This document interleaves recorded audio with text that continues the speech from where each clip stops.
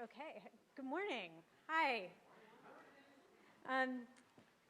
So I'm Jodyn Platt. I'm an assistant professor in the Department of Learning Health Sciences here at the University of Michigan. Could I get a program? Thank you.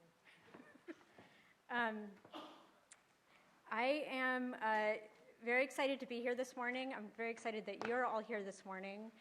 We're going to talk about the ethical, legal, and social implications of learning health systems. And I'm basically here just to say welcome. And to talk a little bit about why it is that we're here. Many of you would have received somewhere along the line in sort of registering and getting ready for today, a 39-second request to let us know why you're here. You wouldn't have all got it because some of you registered after that, but we were trying to get a sense of why it is that you're here and to try to address some of those with the panel of speakers that we have here today. It was very exciting for me to be able to watch the registration goes up. I think we have about 228 people registered right now. So there's a lot of enthusiasm behind this topic, and I'm hoping that we can sort of take that and begin to harness it into what might be a set of research questions for learning health systems that they can use as we're building a learning health system. I'm here because I study trust and trust in health information systems, and I can't do that without understanding the ethical, legal, and social implications of those systems. So that's why I'm here. Many of you are here to learn about what learning health systems are. It's still a new concept. It's still under development. Many of you are here to learn about what the ethical, legal, and social implications of those learning health systems are.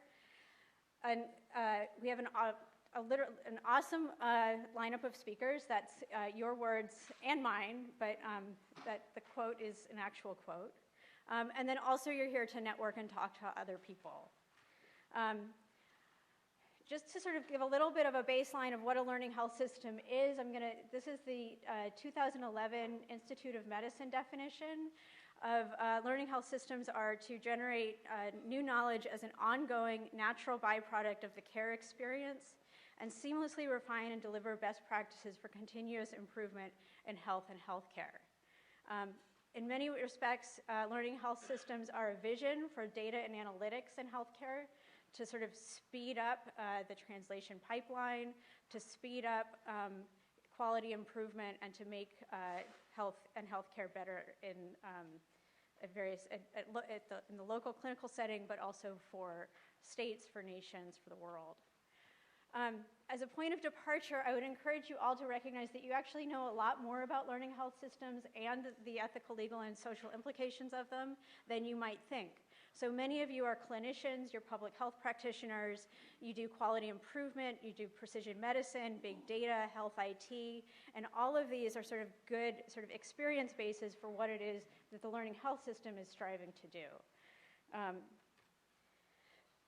One of the things that I find most interesting about sort of learning health systems is that it forces us to sort of re-examine some of these questions, not from the lens of quality improvement or research or public health, but we actually are trying to see if the purpose of collecting data is to learn, it throws off a lot of the existing frameworks that we have. And that I find interesting.